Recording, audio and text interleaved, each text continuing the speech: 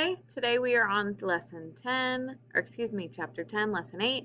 We are working with hands-on multiplication such as scaling. So really quickly, let's go over what exactly is scaling. Scaling is the process of resizing a number when you multiply by a fraction that is greater than or less than 1.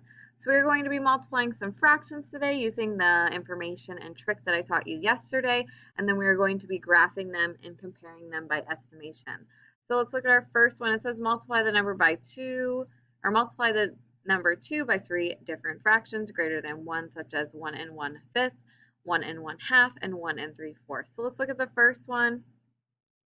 We have a whole number times 1 and 1/5. Let's do our trick from yesterday.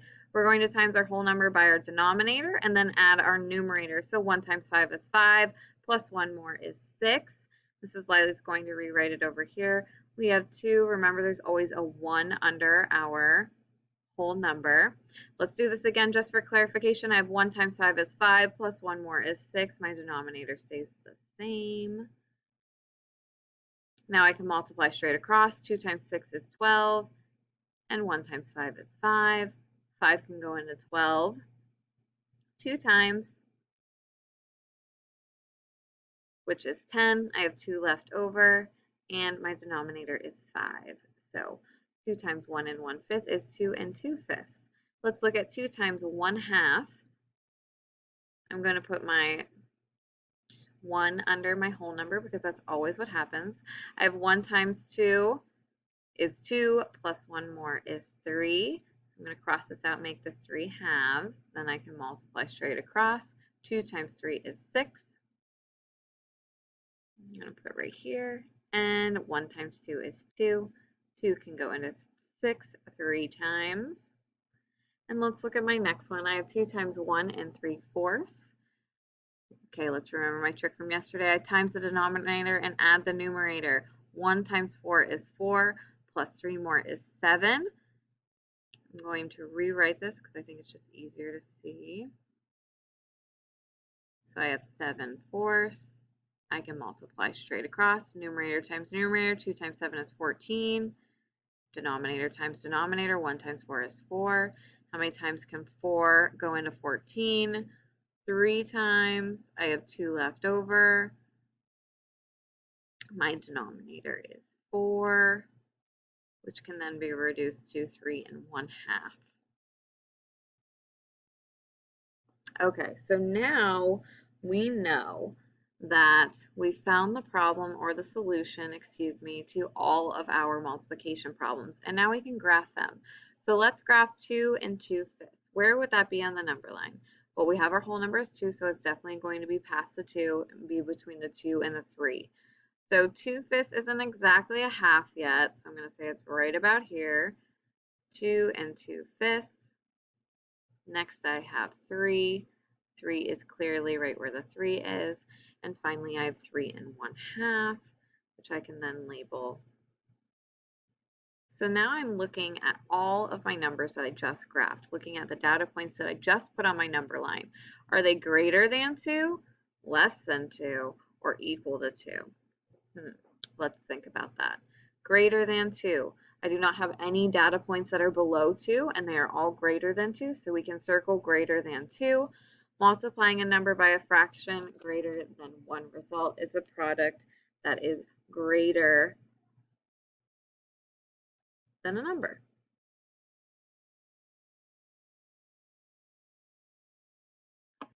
Sorry for the messy handwriting. Let's go on to our next example. Multiply the number 2 by 3 fractions less than 1. Okay, so let's think about this. Less than 1. So we're multiplying just fractions. So Mrs. Lively is going to be making these our whole number fractions so that we can multiply straight across and it's easier for us. So I'm going to have, we have 1/4, 1/2, and 5/8. I have 2 times 1/4. Remember, there's always a 1 under our whole number. So we're going to multiply straight across. 2 times 1 is 2, and 1 times 4 is 4, which can then be reduced to 1/2. Put a 1 under my whole number. 2 times 1 is 2. And 1 times 2 is 2, which then can be reduced to 1, because remember, same number on top, same number on the bottom is a 1. Lastly, let's look at 2 and over 1 times 5/8, 2 times, Sabila is going to put the answer up here, and then we will reduce it. 2 times 5 is 10, and 1 times 8 is 8. 8 can go into 10 one time. I'm left with 2. 8 is my denominator. 2/8 can be reduced to 1/4. My final answer is 1 1/4. Okay, so now I have my answers, which I can put on my number line. 1/2 is going to be in the middle of 0 and 1 label. Next I have 1, which I can just put a dot, and I have 1 1/4, which would be right about here. 1 1/4. Okay, so now I'm going to look and compare all of my data points on my graph or my number line right here. It says compare the products, circle whether the products are greater than, less than, or equal to 2. Okay, so let's see. 2 is right here. Greater than 2. No. Less than 2? Yeah. Equal to 2? No, I do not have all 3 data points right here. So I'm going to circle less than 2. So when I multiply a number by a fraction less than 1 results in a product that is less than the number. Let's cross out talk about it and move on to some other examples. All right, without multiplying, circle whether each product is greater than, less than, or equal to a whole number. So let's focus, let's look back really quick and just review before we get started on our practice. So when we multiplied numbers that were greater than 1, so we did 2 times numbers that were greater than 1, our answer was greater than 2. Doesn't that make sense? So if we have a product and we're multiplying it by 1 and greater, then it's going to be greater than the number that we're multiplying, right? That makes sense. So then our other example, we multiplied 2 by numbers that were less than 1. So 1/4, 1/2, then these were less than our answer. So let's keep that in our mind, just a refresher. So we have 2 times 1/8. So the first thing we're going to think about is 1/8 smaller than 1? Yes. So is our answer going to be less than or greater than? Less than. Let's look at number 4. I have 1 3/5. Okay, so 1 3/5. Sorry. I have 10 times 1 3/5. Okay, is 1 3/5 greater than 1? Yes.